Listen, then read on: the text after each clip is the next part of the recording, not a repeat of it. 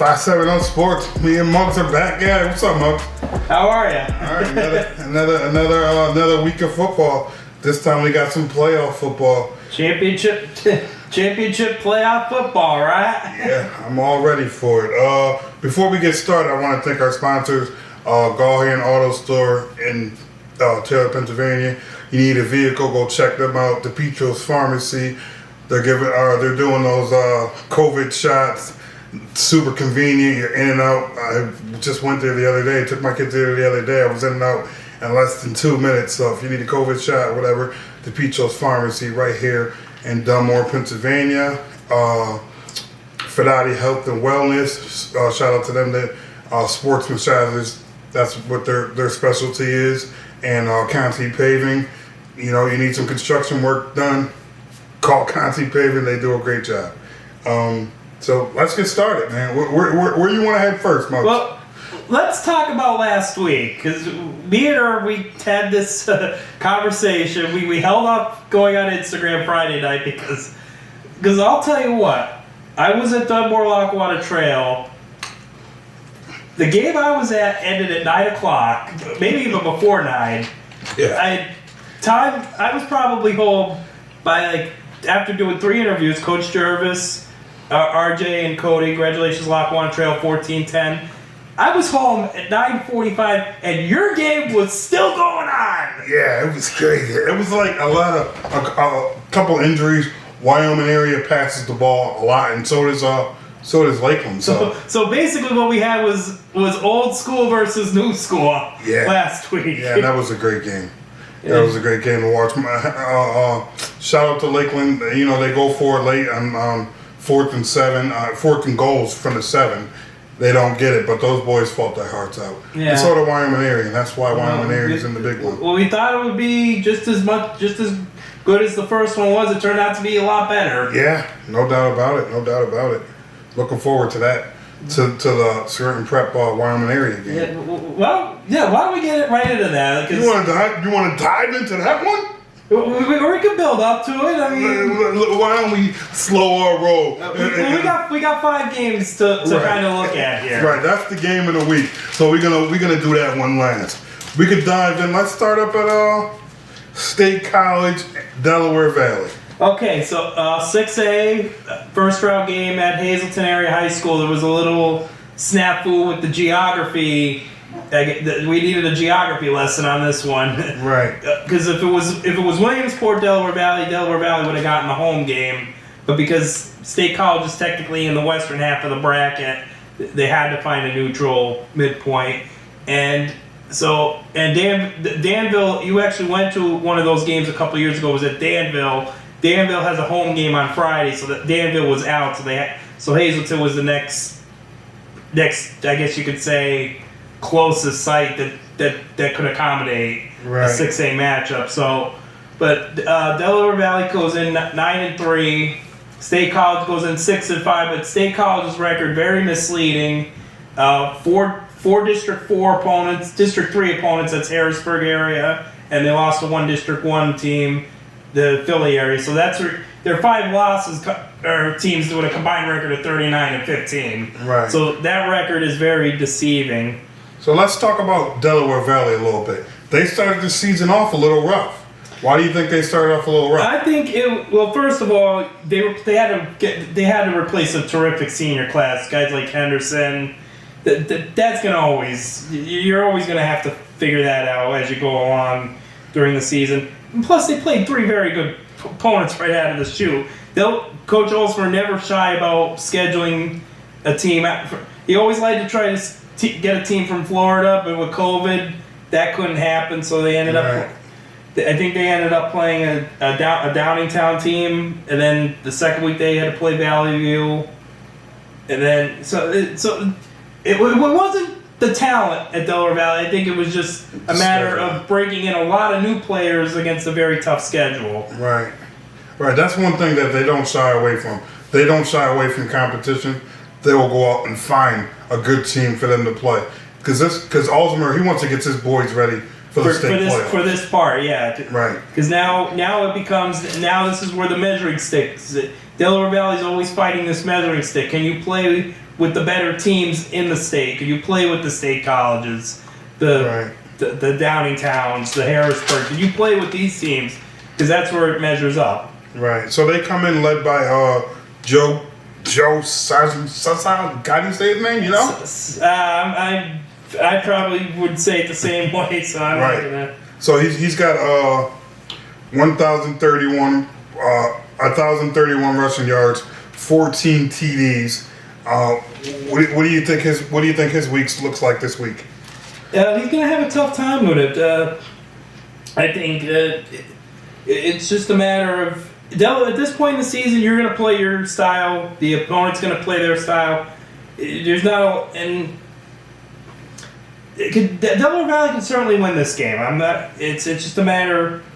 Can Delaware Valley's defense come up to play in this game? From what I've learned about State College is that the first part of the year they were a pretty balanced team, but I think they had some injuries at the quarterback position. They kind of had to shift it to more of a wildcat offense. Right. They had to take one of the running backs, put him as a quarterback, and they kind of had to run their offense from that. Right. So they have a very good quarterback. They did. I mean, I was looking at their stats. They actually had two guys, Fermaic, a junior, and Morris, a junior. They had about 1,500 yards between those two. But like I said, I think I don't know who the starter was, but one of them got injured. So they kind of had to shift gears to a running offense. Right. They have a lot. They don't really have one feature back. They just kind of spread it around between a few different people. Right. With their offense, but it's a winnable game. It's a very winnable game for Delaware Valley. They just gotta control the ball, no mistakes, and convert. And then we're gonna be saying that about a couple other of these games.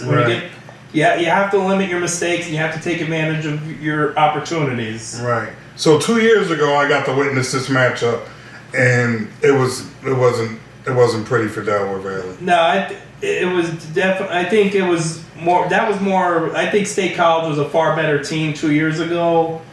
Not to say that this team's not good. I just think that talent-wise, I think State College then was vastly superior to Delaware Valley. In that instance, the game you went to. All right, so now it's time for your prediction. No, Thursday. You want to make a prediction? I'm not saying anything until Thursday. You know me, Muggs. I'm always gonna go with the local guys. I'm going with DV by 7. 21-14. I'm going with DV. Okay, let's get into the team that most people around here are taking to get to the state championship and possibly win the state championship. And you know who I'm talking about. I'm talking about the Old Forge Blue Devils taking on Williams Valley. Williams Valley comes in. They got to come to the 5-7-0 to take on a tough Old Forge bunch. What do you think about that game? Okay. I'm gonna come right out and say this. I've seen it on Facebook all day today, all day yesterday. Old Forge better not look past this game. I think everybody who saw the bracket knows what could be lurking a week from now. This team that's coming in on Friday ain't no slouch. Right. Williams Valley's got a very good tailback. Right. His name is Alan Akba. He's got almost 1,700 yards rushing on the season. We're going to be talking about a running back in a little bit, but this guy apparently, he's the District 11 leader in rushing through this point in the season. Right. So this guy, I've seen his highlights. He's a very good runner. But like I said, did you look at the bracket? The next game is Canton versus Steel High. That's who the winner of this game plays. We all know what happened last year with Steel High. Right. And a lot of people are kind of counting out Canton. Canton was if you look at those statewide polls, Old Forge was number 1 since about maybe 3 weeks ago. The second and third teams played last week. Canton and Muncie. Can't knock them out in the first half. 32-0 on route to a 45-7 win. Wow. So I'm just saying, those people in Old Forge, they're looking ahead 1 week, 2 week, and 3 weeks down the line to Hershey. This is not the kind of game you want to get. You don't want to get into a dogfight here with a team that knows Old Forge pretty well. They beat them a few years ago in the state playoffs. I know Coach Schuback's going to have his kids ready to go. This in all purposes, this is the last home game. The Old Forge will not have another home game after this, right, win or lose. So, Old Forge, if you get all the way to Hershey, I wouldn't be surprised. But just don't put this game, don't put the cart before the horse just yet. Don't be booking those bus tickets to Hershey just yet. So the Old Forge comes in led by Hakeem Dietz, 672 rushing yards, 8 touchdowns. Ethan Tallow, 400 receiving yards, 6 touchdowns, and Casey Holtzman, 327, 3 touchdowns. Mario Simone, Old Forge has a loaded bunch. Old Forge, they just replaced it. One group of guys leave, another group of guys come, and the system never changes. Right. So you said you won't predict. I'll predict on this one. I'm going with Old Forge by 20.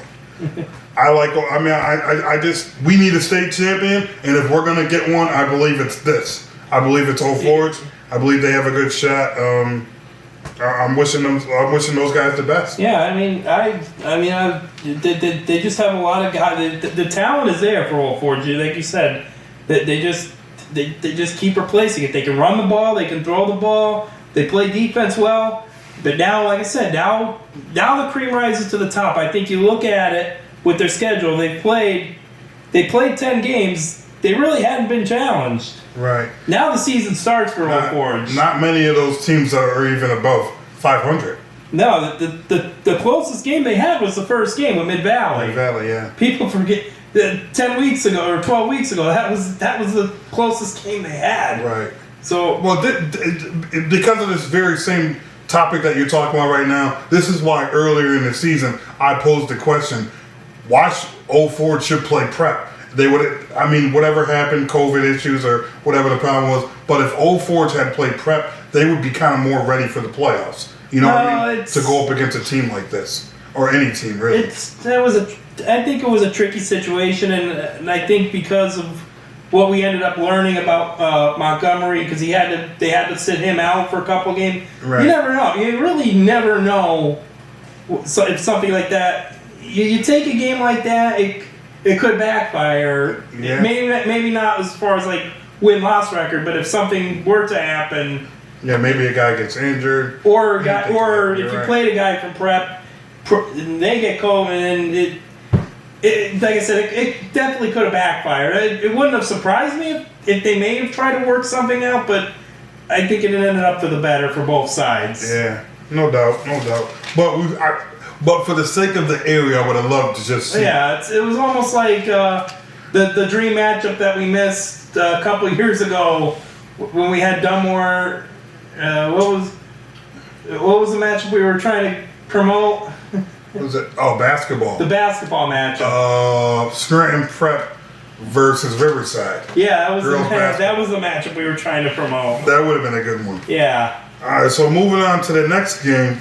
Now we're going to Lackawanna Trail versus Northern Lehigh. And all credit to Lackawanna Trail. This was probably of the 3 games out of area. This is the toughest matchup for either of those 3. Cause, all due respect to Lackawanna Trail, they got a lot of senior leadership that's held over from the past 2 seasons. Now they're going to start finding out they're going to start seeing some really tough competition. Right. And even if they get by this game, eventually this bracket, all roads lead to Southern Columbia anyway. That's a tough road. Yeah, but our boy, I was talking with our boy Brian about this team because he was actually at their last game over the weekend, and they had a guy had 300 yards rushing, and Matt Frame. Ooh. And he's a classic small school guy. He runs the ball well, and he's a terror on the defense. He's a middle linebacker. I saw a film from him. He's everywhere. He'll plug the whole, like, they'll move him around. They'll kind of see where the ball's going.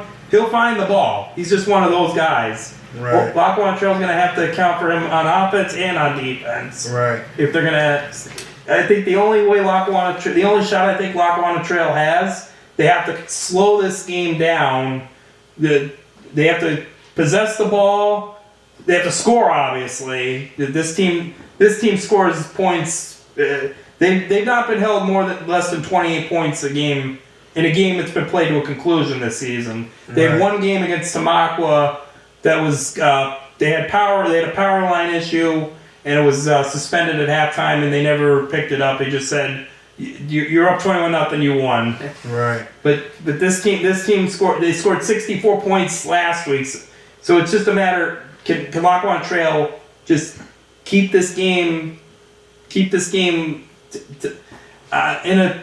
have to muck the game up. They have to shorten this game with their running game. Cody Cresswell, Owen Lisk, the quarterback. That's what they have to do. They have to do what they do to be in the game in the fourth quarter, and they got to obviously take advantage of any opportunities that they get. Right. So shout out to Cresswell. He just crossed his 1,000-yard mark. Yeah. You got to witness that. Yeah, and it was a very benign time. Like, I was on the Trail sideline the whole game. Like, when they had the goal line stand, it was. They never say football psychological, but you almost kind of saw the Dunmore players were all of a sudden they were a mile low. The Lackawanna Trail players were a mile high, and eventually they worked it down. And Cresswell took a inside handoff for a 50-yard touchdown, and then Dunmore punted with about 5.5 minutes left, and they never got the ball back.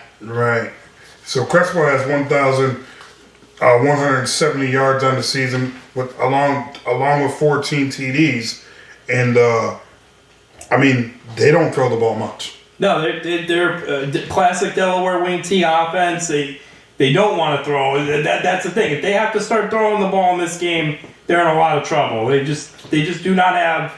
Their offense is not depicted to throw the ball more than maybe 5-10 times a game. Right. So Owen Lisk. I mean, I want to explain why they don't really throw the ball. So like Owen Lisk, like he's a decent quarterback. He has 388 yards on the year, 5 touchdowns, and only 3 picks. So I mean, it's not a turnover situation. No, it's the nature of the Delaware wing T is it's primarily you get players going in motion all the time. It's you're trying to confuse the defense with your motions and your shifts. You're trying to get because that's what happened on the touchdown. They ran one guy.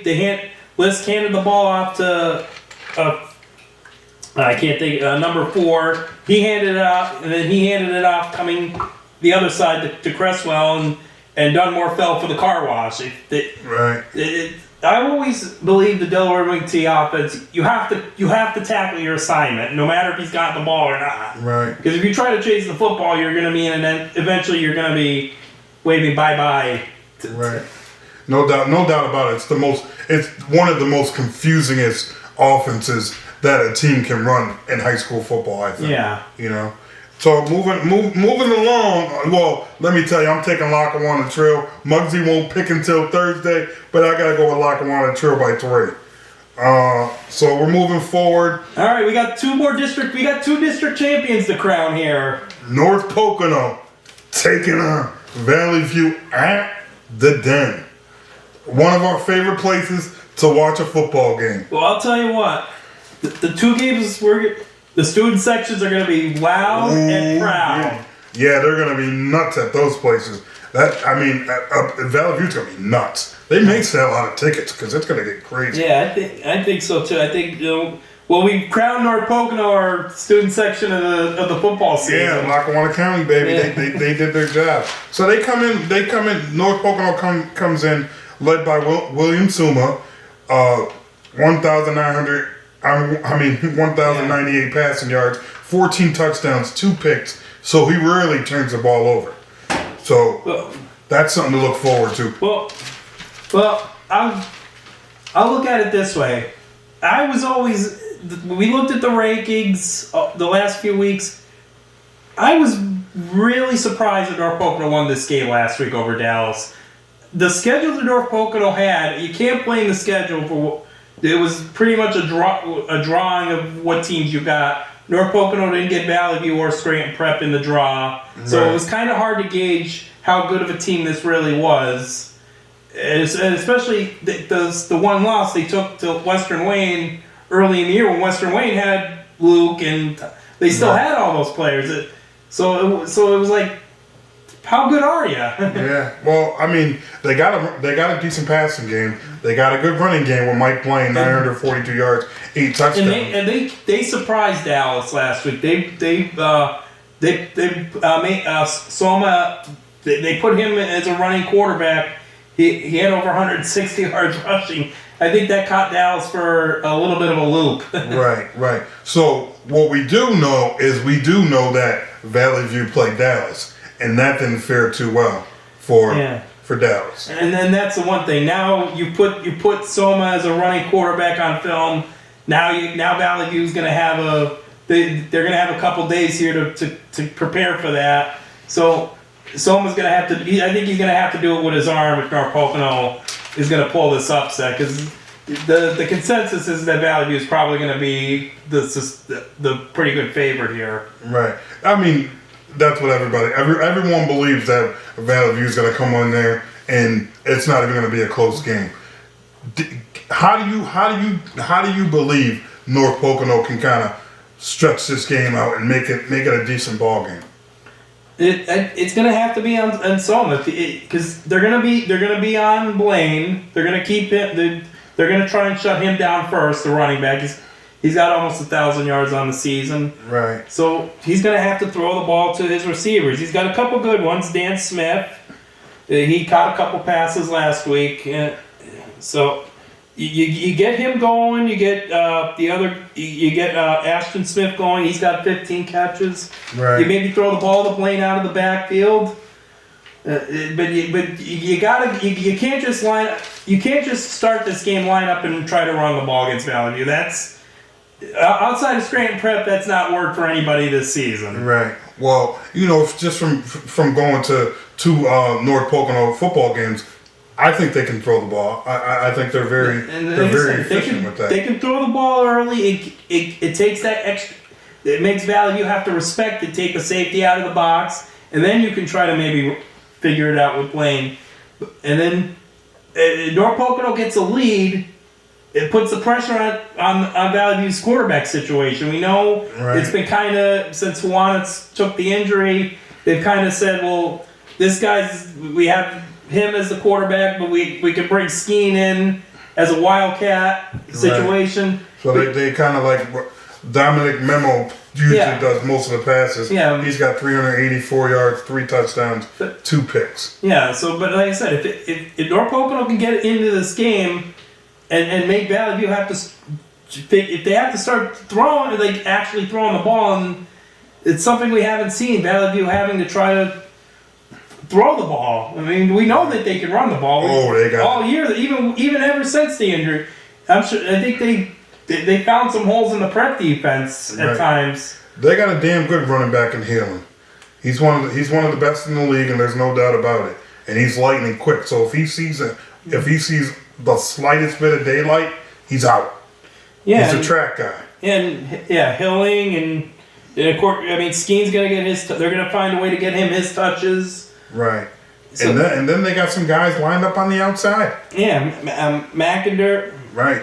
Yeah, Sean Mackinder. And I'll tell you what, it wouldn't surprise me. Both these teams have pretty good kickers. Yeah. Yeah, no doubt. This is going to be a great game. A lot of people, you hear the word on the street, Valley View's going to kick their butt. I don't think that it's going to be a kick butt. I think it's going to be a good game. I think Valley View does win. I mean, I'm going to go with Valley View plus 10 and a dogfight. But It should be a good game. But we'll get into this final game in a minute, but we got to take a break, recognize our sponsors, so we'll be right back. Hi, I'm Tom DePietro of DePietro's Pharmacy. As our nation deals with this current health crisis, my team and I are dedicated to providing your family with a hassle-free pharmacy experience. DePietro's Pharmacy offers free delivery, free mail-out, and convenient curbside pickup. We'll even organize your medication at no extra cost. DePietro's Pharmacy is also offering special pricing during these uncertain times. Stay safe, stay home, and trust DePietro's Pharmacy. Yeah, and we're back. Wyoming area. Scranton Prep, the main event. Tyson versus Muhammad Ali. Jordan versus LeBron. Penn State versus Michigan. The game. Let's say a few years back. We'll put it that way. Yeah, that kind of went out the window a few weeks ago. But this is it. I'll say, how about this? First one to 40 wins. Oh, wow. This very well could be a shootout. Now, I've gone on record and said this and been very, very clear. Wyoming area, they're the best passing team in the league. The numbers may not say it statistically, but from the eye test tells you they are the best passing team in the league. Scranton Prep, you can't even argue with it. They have the best running back. They actually have two guys. They have London Montgomery and Quentin. Last name Quentin. I can't think right now. Mm-hmm. But Quentin, he's a very good running back too. So they got two guys that they can actually hand the ball off to. But London Montgomery, best running back in the state, possibly top 20, top 30 in the country. Quentin Palmero. Yeah, there you go, Quentin Palmero. So, what are you thinking, Muggs? Well, here's what I'll say about this. For a lot of people I'm going to put this on the record right now.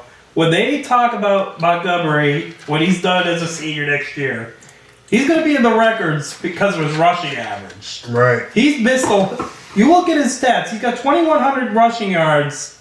He's played 8 games, and he may have only played maybe 1/3 of those games.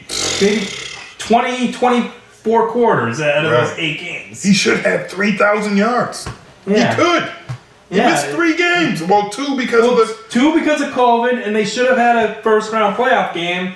The team's forfeited, and so it cost Prep another game. Not that Coach Gallagher's complaining. Let's be honest. You want to be fresh and healthy at this point of the year. That they are. But like you look at it, you look at all these the great running backs we've had in the area: McCarthy, Ash, Claiborne, Cabbage from Old Forge back in the day. Like all these guys played a lot of games. Montgomery's going to be on this list, and he's probably going to only end up with half of the games that some of these guys have played. Well, let me ask you a question.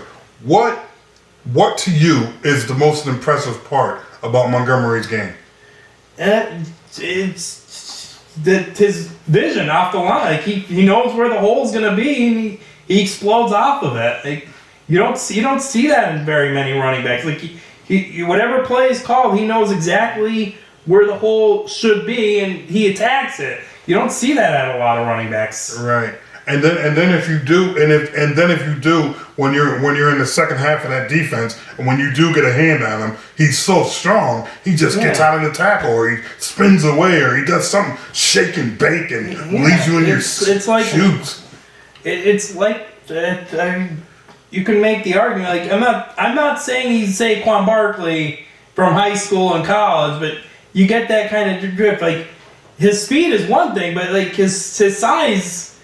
The speed and the size just make him that kind of competitor, and Barkley was the same. Barkley was a sprinter. He was a hurdler, right, in high school. So you know what kind, it takes. You ran track. You know what kind of person runs the hurdles. Right. I'm just sitting here amazed at the fact that we're talking about London Montgomery and Saquon Barkley in the same. You just got a big time offer over the weekend. Sheesh. Arizona State. He's from this area? From the 570? Oh my God. Well, Whitehall, it's a little bit. I mean, well, crazy. But still, I mean, But like I said, it's now you got me off point. you do too much to me. But like I said, but I think in this game, I think London's he's gonna make his plays. I want to see what Monahan does in this game. Right. They were able to use Montgomery. They were able to just keep pounding it with him against Valley View. I want to see Monahan have to make a play here in this game. That's what I want to see. That's going to be key. Well, he's been making some plays. I mean, he's been getting the ball to Rossi. Rossi's got 533 yards, 8 TDs, and they don't throw the ball much. Yeah, that's what I said. I think, like I said, this is the same situation as it was with Valley View. I think Wyoming area, the first obstacle, they're going to try to stop Montgomery. They're going to say, we're going to put 8 in the box. If you can run through our 8-man box, okay. But well, we've seen Valley View load the box, and he still comes away with what, 272? And that was the thing. Like, they didn't need. They were able to just keep feeding at him that night. We'll see if Wyoming area has any success with him, and if they have some success with him early, then it's going to put it on Monahan to try to throw the ball. And we know, just looking at last week, I mean. Sperato had a very good game last week. Right. So looking at because I was at the Southern Columbia. Yeah, you've seen Wyoming area twice, so you got to see these guys. So I got to see Fleming. Am I right, Fleming? Well, no, Fleming's in Ohio State now. Oh, I'm talking about the brother from Southern Columbia, Garcia. Oh yeah, there you go. I got to see Garcia. He carved them up. Yeah. And Garcia in London, both of them, they're right in this. But you know what? They're also two very different tailbacks. Right. I think London's a little better, but I just seen that. And once Garcia broke the line, he was gone. Yeah. So if London does the same thing, he's gonna have a field. And Southern's offense is they run that wing T better than anybody. Right. And like I said. But we do. But we're going to be talking about. Let's talk about Wyoming area's offense here let's get into it because we know this is going to be a shootout. And we talk about this wide receiver from that you can't stop talking about. I'm going to say this. I don't know how to pronounce it. I'm going to say this. If I'm wrong, I apologize. Usama Alansari. Yeah, Usama Alansari. Now, statistically wise, the stats aren't there. But the eye test tells you this kid is phenomenal. Muggs, when he gets the ball, you can't tackle him because he just shakes you right off and he's just gone. Like he's got exceptional speed, great hands, big target. The stats he's only caught 10 passes on the season. Right, which is wow. But he caught 4 of them last week against Lakeland. Right. Went to the I believe he went twice. to the house. Twice. He went to the house twice, right? Yes, no doubt. He's a very good receiver, and I expect them to get him the ball. They have to get him the ball if they want to have a shot. And then you got Rocco Pisano. He's very good. He's very good as well.